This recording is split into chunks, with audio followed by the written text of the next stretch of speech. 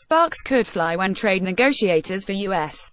President Donald Trump, Canadian Prime Minister Justin Trudeau and Mexican President Enrique Peña Nieto meet August 16-20 in Washington.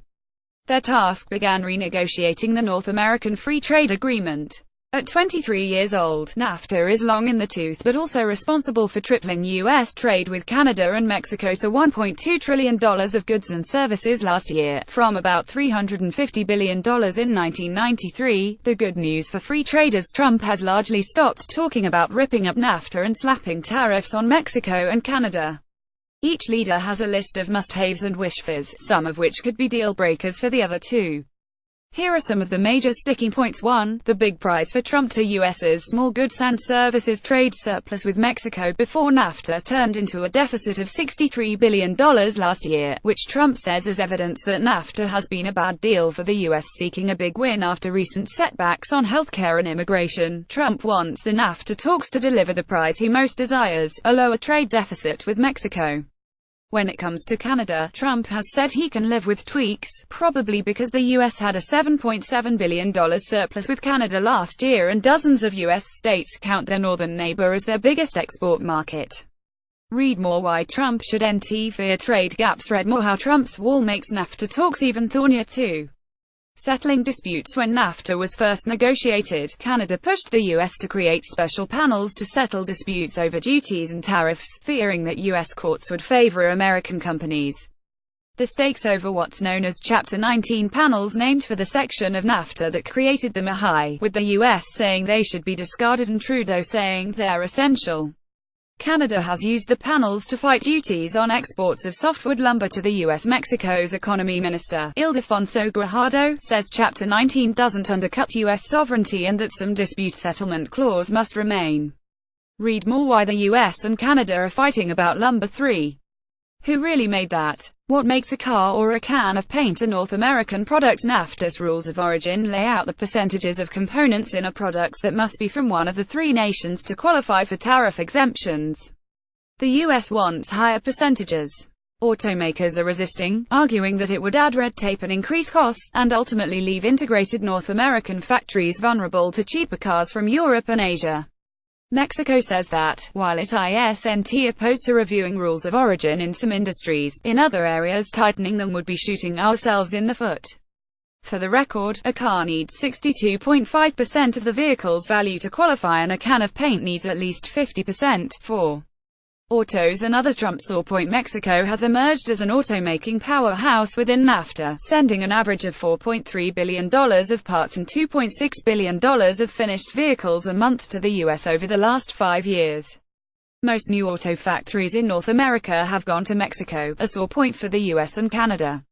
Trump has moved away from his earlier call for a tariff on Mexican auto products, and may now use other tactics, such as forcing Mexico to agree to higher wages and labor standards, to try to take back market share.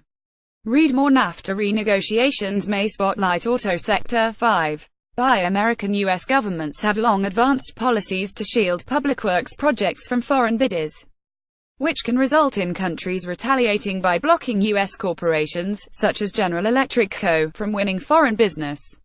Trump seeks a revival of Buy American clauses without offering Canada and Mexico similar concessions, a position that may be hard to maintain at the bargaining table. Canada says it'll resist Buy Local provisions, which could become a chip the U.S. will give up in exchange for concessions elsewhere.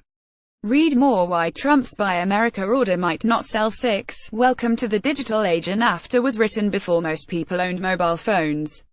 All parties agree the treaty should be upgraded to recognize digital services, but how to do that is contentious. Another tricky spot. Canadian retailers oppose raising limits on duty-free imports to $800 because they fear that would only shift more sales from Canadian retailers to U.S. websites like Amazon.com. Cargo companies are also eager for rules allowing goods to be tracked and approved by customs agents electronically instead of sitting at border crossings. Technology companies want more access to NAFTA's work visas, like the TN version that would allow programmers to move among the three nations. The U.S. has resisted this. Mexico has said that U.S. complaints about Mexico's low wages could be addressed by allowing more workers to move between the two nations. 7.